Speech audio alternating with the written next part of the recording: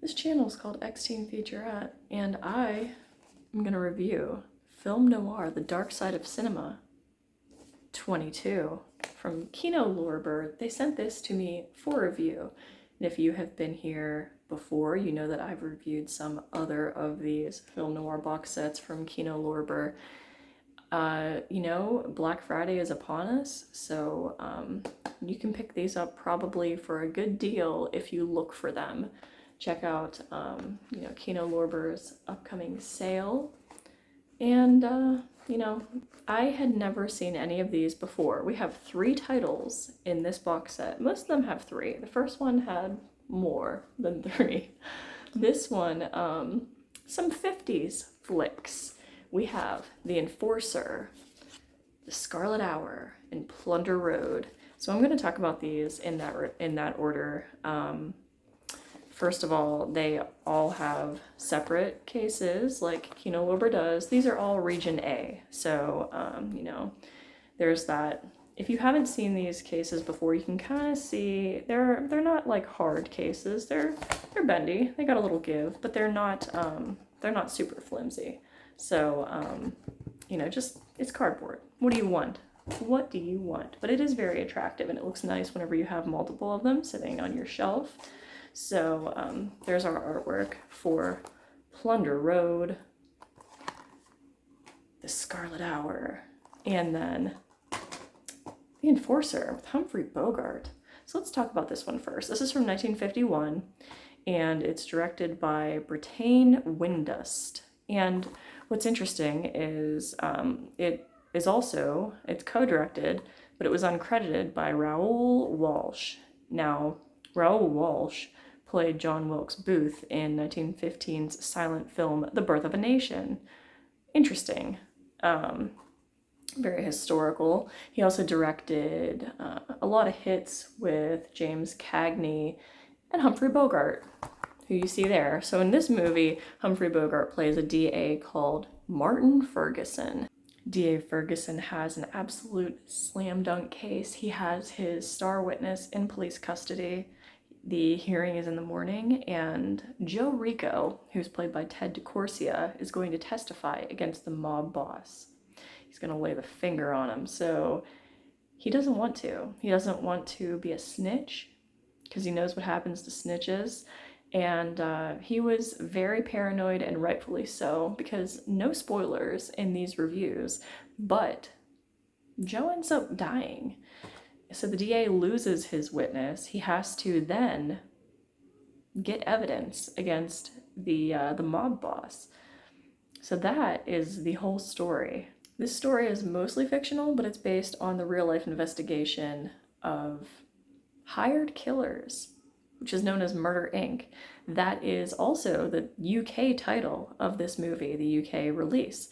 So this trial in real life was the first time that we heard the words contract and hit in reference to hired killing, which is good to know because whenever I was watching this, there was just like the scene where they were learning, the DA was learning those terms, and it's so second nature to us now with crime, mob movies where they're like, oh, here's your contract, and you know what it means. But this was actually like the first time that they started using it, because back in whenever this was happening, the 30s to, 40s, police started tapping phone lines, and they had to use code words.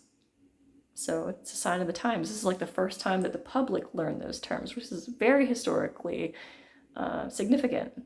And you could see that in this movie. You watch a movie today and they don't explain those things to you quite so step by step, which, interesting little tidbit. D.A. Ferguson was based on a guy named Burton Turkis, who published a book in 1951 called Murder, Inc., The Inside Story of the Syndicate Killing Machine. I think the book that Burton Turkis, I think the book that he wrote was very influential for the whole mob crime genre. There's a lot of characters in this, and there are flashbacks within flashbacks within flashbacks. But even though it has both of those things, it is still very easy to follow. very easy to follow movie, and it's just cool because there's minute details throughout it, and they move the plot along just very well, and it's like the viewer has an aha moment just as the characters are. It's very rewarding. I think it's a rewarding watch, for the whole mob film noir kind of genre. It's a really great movie. I think that it was probably my favorite of this set. So I highly suggest it. Some of the characters are just wild. There's a thug named Malloy. He just can't handle the contract. He gets put up to killing this girl, so he gets close to her by falling in love with her, and then he just can't handle it because he loved her. I loved her. I killed my girl. I loved her, but I killed her. He confesses to the cops. It's like, what is happening here? It's great. So no spoilers on what happens in The Enforcer, but very highly suggested. Next we have 1956's The Scarlet Hour with Carol Omart and Tom Tryon. This is directed by Michael Curtiz, Angels with Dirty Faces, Casablanca, and I am not the biggest film guy in the world, so, if I forget to mention that Lionel Linden is known for The Manchurian Candidate, don't give me hell about it, okay? So that's a disclaimer. So in this, Carol Omar, I knew her from House on Haunted Hill, Vincent Price. She plays a gold-digging cheater named Polly Nevins. Polly. So she's Polly, very, very classy woman. It opens with her and her love interest, his name's Marshall, necking in a car. So they're in a very secluded area, they're having a very romantic moment, and another car pulls up. And they assume at first that it's just some crazy lovebirds like themselves, and they discover soon that it's actually people plotting a giant heist, a robbery at some big, beautiful house in this secluded area. And, they say that it's going to be vacant, the owners are on vacation, and there are jewels to be had. So they are stealing these jewels. And I think that they might have also mentioned that they're valued at $300,000. So, there's a pretty big stake here. So Polly and Marsh, after the robbers get, done planning their heist and just showing up and just admitting all this in the middle of the wilderness, they leave and they go out to have drinks because I guess, there's a lot of drinking in this movie. And then we learn while they're having drinks that, Polly is married to Mr. Nevins, and he's a very wealthy man, and she can't leave Mr. Nevins to be with Marsh because he has money. So there you have it. So it's pretty convenient that they know of, where $300,000 worth of jewels just happens to be sitting around, and the only thing keeping their love from blossoming is, the fact that this guy's broke.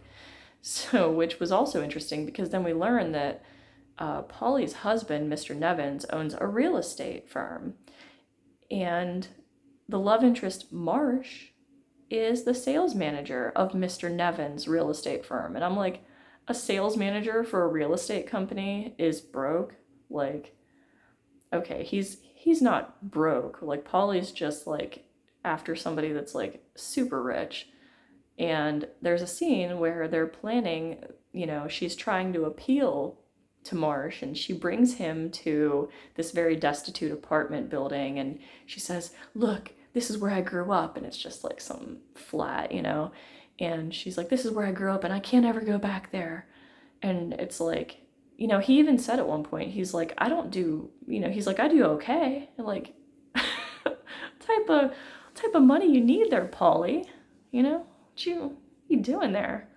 So there's also, there's a couple other characters that are very, very fun. There's a secretary, and, is she also into Marsh? Who knows? And then I loved this couple. There was just this alcoholic Fred and Ethel is what I like to think of them as. And it was Polly's old married couple friends. It's a nice comedic compliment to offset some of the more depressing, you know, scandalous themes that we have going on with this gold digger and whatever else they're doing. So there's some really fun scenes. We get to see Nat King Cole perform Never Let Me Go. Hey, the Scarlet Hour was a very fun watch. I wonder if the Scarlet Hour, like, does that reference something? Or is it like in a reference to the Scarlet Letter because there's a cheating hooer in it? I don't know. The ending was very unexpected, very, very good payoff. I highly enjoyed it. I think that it's a winner. It has, the Enforcer kind of had a little bit of a romantic element with the guy that killed his girl. The Scarlet Hour definitely does. There's a little weird love trapezoid kind of going on, but the Enforcer is more of a mob movie. This is more of a heist slash like love triangle thing. And then we go to 1957's Plunder Road, which is straight up, I wouldn't even call it a heist movie. It's more of a getaway movie. So it's directed by Hubert Cornfield. Is that a real name? I don't know. Somebody give me some information on him. It's a 2021 HD master by Paramount Pictures from a 4K scan roaring down Hell's Highway with $10 million in stolen gold. So, this is a heist film. Gang of 5 men carry out a clever scheme, very, very well organized scheme to rob a US mint train carrying gold bullion. Who's not interested in that in this economy? So they split the loot into 3 getaway vehicles, all going in different directions because they think it's a pretty good idea. They want to, throw everybody off their trail. They want to get away with this. And, they planned it out really well. So why wouldn't they plan the getaway? They did. And they had some really creative ways of getting the loot, I guess, distributed. This movie, I gave it 3 stars on Letterboxd, I think. It just kind of annoyed me because, and no spoilers, but they just made some really careless mistakes. And, for a team that was as thorough and meticulous in their planning of the heist itself, which was very brief. It was a very brief introduction where they're actually robbing the train, which was fun. It was great, and it was really smart. But then it's like the way that they make mistakes and get caught, it was just kind of maddening. There were some great scenes, and Elijah Cook Jr., really great character in this. It was enjoyable, I will say. There were some scenes with the diner. The way that stuff is exposed, information's exposed to them. They have the radio. They're listening to police updates on the news, and it's not to be overlooked. I should say. So really, all 3 of these movies in this set, I would say, are winners. You have a mob flick, you have a heist flick, and you have a getaway flick. So very nice group of 50s noir. So let's talk about some of the special features. We have The Enforcer is a 2022 HD master by Paramount Pictures from a 4K scan. Audio commentary by author, film historian Alan K. Rode, and a theatrical trailer. And it's 85 minutes, a cool 85 minutes. Very, very, like I said, highly suggested. There's English subtitles in all 3 of these. Which I appreciate. I like watching with subtitles so I can know what the heck they're saying, or so I can laugh at how the subtitles are incorrectly transcribed. But then the Scarlet Hour has, that is also a 2021 HD master from Paramount Pictures. So all these look very, very crispy. The sound quality was great. 95 minutes, a little long for these standards, huh? So that one it also has an audio commentary by author, film historian Alan K. Rode. And then with Plunder Road, we have the audio commentary by film historian Jeremy Arnold. And that's 72 minutes, so that was, you know, something that I appreciated.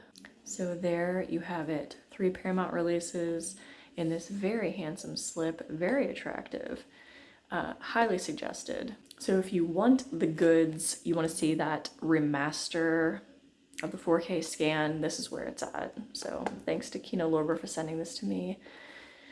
There will be more. So get down on that Black Friday sale and let me know what you're picking up, and I will see you next time.